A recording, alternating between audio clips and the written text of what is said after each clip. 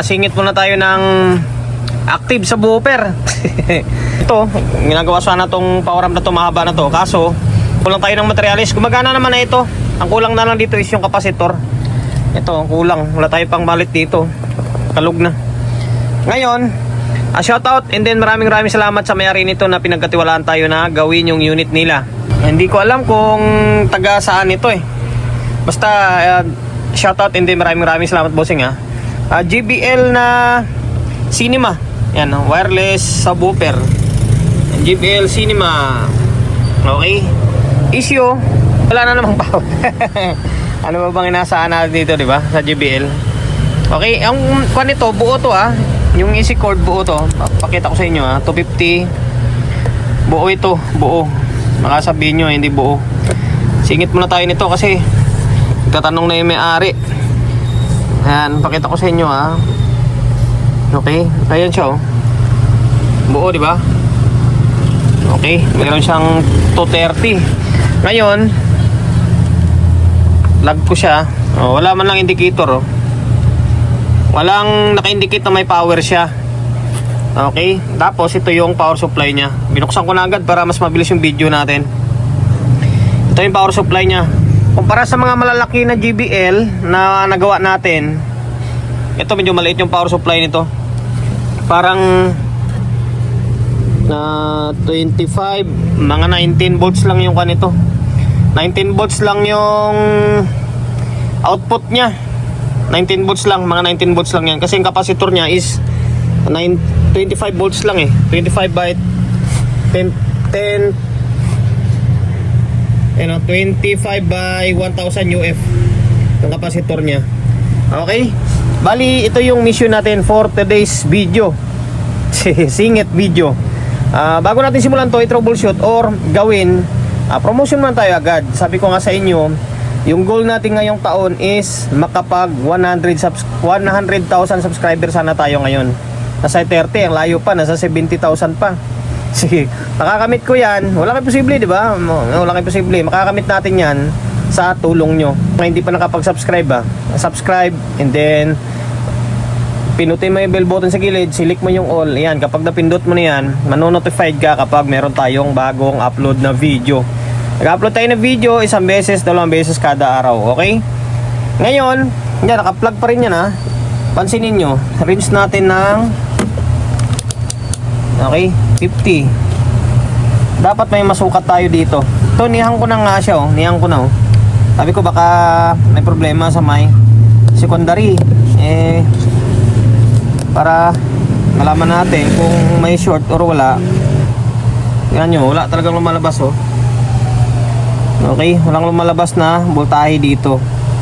Oh, wala siya, wala. Okay. Ngayon, ang gagawin natin dito, okay, binunot ko muna. Gawin natin dito ay kalasin ko muna to. Kalasin ko muna, tingnan natin kung ano yung naging problema. Pero kadalasan problema nito yung PWM nya. Okay? PWM kadalasan. Ngayon, tanggalin ko muna. Tinalas natin. Kung mapapansin nyo, wala kang makitang sunog man yan na parts or bumigay ba. Kahit dito sa taas oh, halos wala kang makita oh. Pero wala siyang secondary, walang lumalabas dito. Kadalasan, ito yung naging sira oh. Yung IC na yan. Ngayon, tingnan natin kung may shorted yung secondary natin. Pero madalang lang to. Ito sa diode, diode to eh. Hindi naman short yan eh.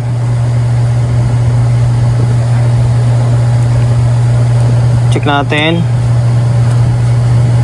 Maliit to kaysa mga nagawa natin sa ibang vlog natin. Ayan oh, hindi naman shorted oh. Okay. Pwede naman ni 4 wires ito. Kaso lang, hindi ubra yung 4 wires dito. Pag kumalabog to, mamamatay-matay siya kapag 4 wires ang gamitin mo. Mas maigi, magpalit ka ng power supply or i-convert mo ng transformer type. Ang problema, saan mo ilagay? Hirapan ka maglagay oh, kasi maliit masyado tong kahon niya. Ngayon, ang gagawin na lang natin dito, maghanap tayo ng kahit yung inverter ng inverter ng sa TV, pwede yun. pwede mo i-convert dito or pwede mo i-salpak dito. Yung sa Sony, yung 19.5, pwede yun. Papansin nyo, yung capacitor niya is 25 lang, oh. Yan, 25 volts by 1000. Mga nasa 19 to 20 volts yung supply dyan. Ngayon, hanap ako ng mga scrap natin dito na board. Meron ako rito Sony na adapter. Yan, 19.5 to. 19.5. Ngayon, pinutol natin yung pinakasakit niya. Ito to. Tapos, i-connect natin siya dito. Pansamantala muna.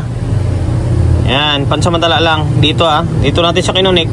Kung saan banda yung negative side, may itim naman eh. Yung itim, yan, negative yan.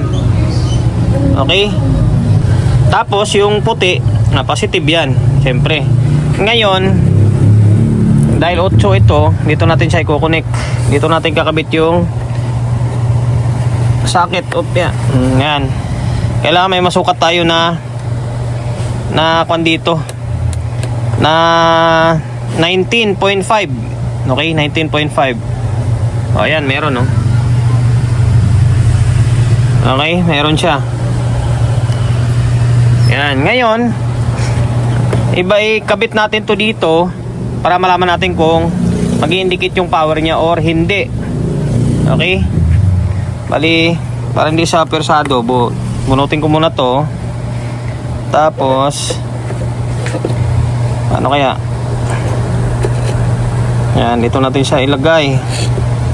Mamaya diskartehan na lang natin. Siguro nakadalawa pa lang ako, pangalawa pa lang itong ganitong gawa ko na Sony. Kadalasan malalaki, mga 3.0. Ayan. Ikabit na natin yan. Ngayon, plug natin to. Kapag magkaroon ng indication niya na may power, ibig sabihin, good yung board. Sa power supply talaga yung problema. Okay? Ngayon, nakakabit na yan. Ayan, meron na siya, diba? Ayan, bali okay na. Ibig sabihin, good yung board natin. Nasa power supply talaga yung problema. Nasa primary. Ngayon, minsan malaman mo kung ano yung value na dapat sa secondary or lalabas secondary. Minsan naka-indicate dito. Kaso lang dito, nawala, natabunan dito. Mga nasa around 4 ampere lang naman ito. Around 4 ampere. Yung supply niyan is mga 19.5 talaga yan. Kasi nga, yung capacitor is 25 volts yung nandito. Kahit yung nandito nyo. Okay? Ngayon, baka sabihin nyo bakit hindi ni-repair. Sa totoo lang guys, ang hirap i-repair na to kasi puno ng sealant yan. Papansin nyo, puno ng sealant yan, Nahirapan ka magkutkot dyan. Kapag kinutkot mo naman yan, minsan napuputol na yung mga pyesa. Okay? And then, pwede naman i-convert ng power supply ito na transformer. Kaso nga lang, masikip, maliit masyado. Mahirapan ka. Mahirapan magpasok ng transformer. Kaya mas pinaka the best is ito. Hanap ka ng power supply ng Sony. Kasi itong Sony, nasa around 4 ampere din naman ito. Okay? Pasok na pasok yan dyan. Tapos supply nyan is split type lang siya. 0 kan lang siya. Yung naka-standby mode na kasi wala nang ka-pairing. Naka-split type lang. 0, 19 lang siya. Okay? Ngayon, ang gagawin natin ay tanggalin natin to. Tapos ito, hindi naman pwedeng ganyan mo siya. Hindi mag-shoot yan. Ngayon, ang gagawin natin, biyakin natin to. Tingnan natin kung anong diskarte na pwede pwesto dito. Okay? Siguro mga pangalawang gawa ko pa lang yung ganito klaseng unit. Kadalasan ang gawa ko is malalaki. Mga JBL na 3.1 na, 5.1. Yung malalaki na siya. Kaya mas maganda siya i-convert ng transformer. Kasi mas mataas yung supply nun. Ito, mababa lang. Halos ka-supply lang sila ng soundbar niya. Okay? Diskartehan natin. Hindi natin siya may pwesto dito. Wala, hindi may pwesto dito kasi anong tawag nito? Mahaba. Babangga siya dito. Papatong siya dito. Tapos, wala, matutukod siya sa may plywood dyan, May arang kasi yan. Halos saktuhan lang siya, Kaya ginawa natin, nag-wire na lang tayo. AC, papunta yan dyan, doon sa may primary. Tapos yung secondary, nag-wire tayo, papunta dito sa may secondary line. O ayan, pupunta siya dito. Itong wire na to para sa speaker yan. Mamaya na lang tayo balik. Okay, pag nito na lang pwesto, kaysa ilatag natin dito tapos nakapatong sa dito, hindi, tutukod siya. Hindi natin may balik itong takip, tutukod. Kaya pinaka the best is nakaganito siya. Pero lalagyan ko ng harang to siyempre, kahit na kuwan na lang yung mylar plastic na lang, para wala naman siyang babanggaan eh. Wala naman siya ibang babanggaan. Kahit nakalugay na nga lang siya eh. Okay, ganito na lang siya talaga. Diskarte lang ha, importante mapagaan na siya. Tapos lalagyan natin ng pandikit na may sealant para pag dumikit is hindi siya gagalaw. Okay, kapag kumalabog.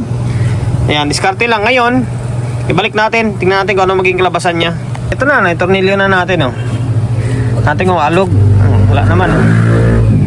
Ngayon, lagyan natin to. Walang switch to, walang on off. Basta pag plug mo, automatic gagana na siya kung good yung supply niya. Yan oh. Yan, power. Tapos ito, pairing ito eh.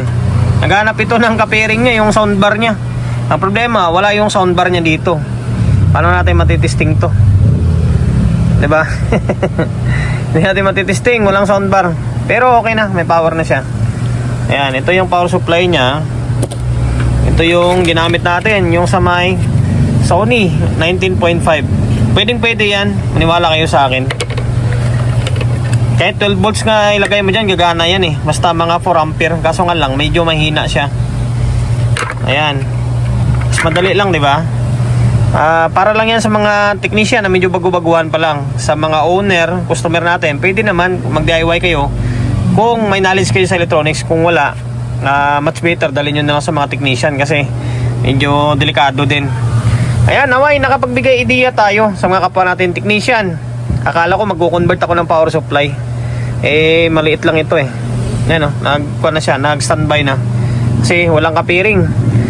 Sa mga kapwa natin technician na medyo bago-baguhan, ayan, gayahin nyo na lang yung tutorial natin. Sana nakapagbigay idea sa inyo. And then, dahil umabot ka sa part ng video natin na ito at hindi ka pa rin nakapag-subscribe, goal natin, sama-sama tayo. 100,000 subscriber tayo ngayong taon. Sana umabot. Para kahit papano maabot natin yung ganung goal. Subscribe ka, pindutin mo yung bell button sa gilid, select mo yung all. Ayan, kapag napindot mo na yan, manonotified ka kapag meron tayong bagong upload na video. Nag-upload tayo ng video isang beses, dalawang beses kada araw. Okay? God bless and then peace atin lahat.